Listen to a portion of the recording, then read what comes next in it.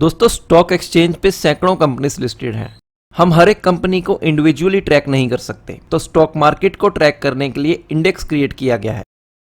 एक stock market index कुछ selected companies की ग्रुप की परफॉर्मेंस को ट्रैक करता है। जैसे जैसे इन सिलेक्टेड कंपनीज के स्टॉक का प्राइस अप डाउन होता है, वैसे वैसे ही इंडेक्स का प्राइस अप डाउन होता है। सो इंडेक्स की परफॉर्मेंस पूरे स्टॉक मार्केट की परफॉर्मेंस को रिफ्लेक्ट करता है। सो कह सकते हैं स्टॉक मार्केट इंडेक्स पूरे इक्विटी मार्केट के बिहेवियर को कैप्चर करता है। इंडिया में दो फेमस स्टॉक मार्केट इंडेक्स हैं, एक है निफ्टी 50 और दूसरा है सेंसेक्स। निफ्टी 50 इंडिया की टॉप 50 कंपनीज की स्टॉक परफॉर्मेंस को ट्रैक करता है और सेंसेक्स देश के टॉप 30 कंपनीज की परफॉर्मेंस को ट्रैक करता है। तो हेलो दोस्तों, वेलकम बैक टू पेपर तैयारी यूट्यूब चैनल। पेपर तैयारी पर हम बात करेंगे निफ्टी वर्सेस सेंसेक्स के बारे में। तो दोस्तों बड़े ध्यान से पढ़ना है, क्योंकि पढ़ेगा नहीं तो बढ़ेगा नहीं। स्टार्ट करेंगे मार्केट कैपिटलाइजेशन से, फिर समझेंगे फुल मार्केट कैपिटलाइजेशन और फ्री फ्लोट मार्केट कैपिटलाइजेशन क्या होती है, फिर देखेंगे सेंसेक्स क्या होता है, और फिर निफ्टी यानी कि निफ्टी 50 के बारे में बात करेंगे, और लास्टली निफ्टी और सेंसेक्स का कंपैरिजन देखेंगे। तो दोस्तों सबसे पहले मेरी आपसे रिक्वेस्ट है कि आप इस वीडियो को लास्ट तक जरूर देखिएगा, क्योंकि इस वीडियो से आपको बहुत ही वैल्यू मिलने वाली है। और वीडियो को लाइक जरूर करें, क्योंकि आपका एक लाइक हमें बहुत मोटिवेट करता है और वीडियोस बनाने के लिए। तो चलिए सबसे पहले बात कर लेते हैं मार्केट कैपिटलाइजेशन की।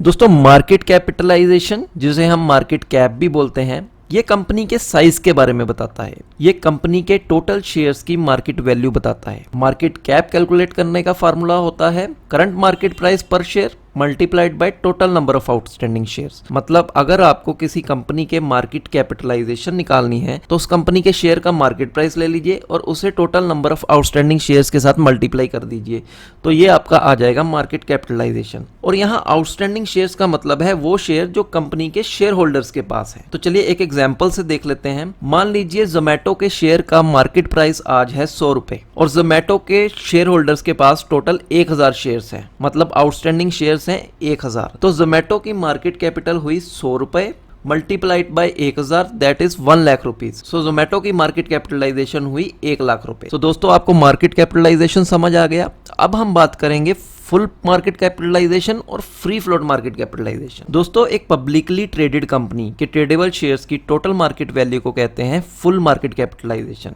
जैसे हमने पिछले एग्जांपल में देखा था, किसी भी कंपनी की फुल मार्केट कैपिटलाइजेशन कैलकुलेट करने के लिए उसके करंट प्राइस को हम टोटल आउटस्टैंडिंग शेयर से मल्टीप्लाई कर देते हैं।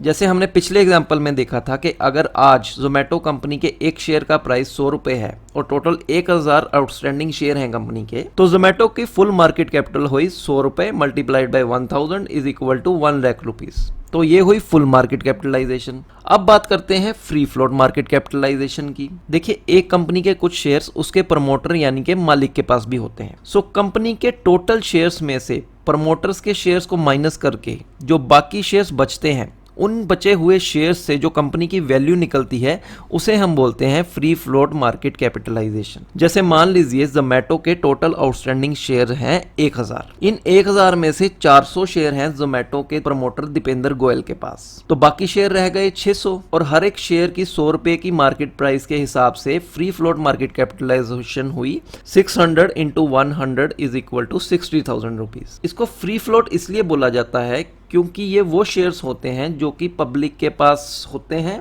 और फ्रीली ट्रेड हो सकते हैं पब्लिक में, क्योंकि ये माना जाता है कि प्रमोटर अपनी कंपनी के शेयर्स को डेली बेसिस पे बाय सेल नहीं करते। अब दोस्तों ये था फ्री फ्लोट मार्केट कैपिटलाइजेशन। अब आगे बढ़ने से पहले मेरी आपसे रिक्वेस्ट है कि अगर आपने अभी तक चैनल को सब्सक्राइब नहीं किया तो नीचे दिए हुए सब्सक्राइब बटन को क्लिक करके एक बार चैनल को सब्सक्राइब जरूर कर लें और बेल आइकन को जरूर क्लिक कर दें। तो चलिए अब बात करते हैं सेंसेक्स की। दोस्तों सेंसेक्स दो वर्ड से बना है, एक है सेंसिटिव और दूसरा है इंडेक्स। दोनों को मिला के बनता है सेंसेक्स। दोस्तों सेंसेक्स बॉम्बे स्टॉक एक्सचेंज यानी कि बीएसई का बेंचमार्क इंडेक्स है। सेंसेक्स में देश की 30 सबसे बड़ी कंपनीज और लिक्विड कंपनीज होती हैं। लिक्विड कंपनीज का मतलब है वो कंपनीज जिनके शेयर इजीली खरीदे और बेचे जा सकते हैं स्टॉक एक्सचेंज पे। ये कंपनीज लगभग इकोनॉमी के सभी कोर सेक्टर्स को रिप्रेजेंट करती हैं। जैसे जैसे इन 30 कंपनीज के प्राइसेस स्टॉक एक्सचेंज पे कम या बढ़ते हैं, वैसे वैसे सेंसेक्स की वैल्यू भी कम और ज्यादा होती है। देखिए सेंसेक्स का बेसिक ऑब्जेक्टिव ऑब्जेक्टिव है मार्केट कैपिटलाइजेशन के आधार पे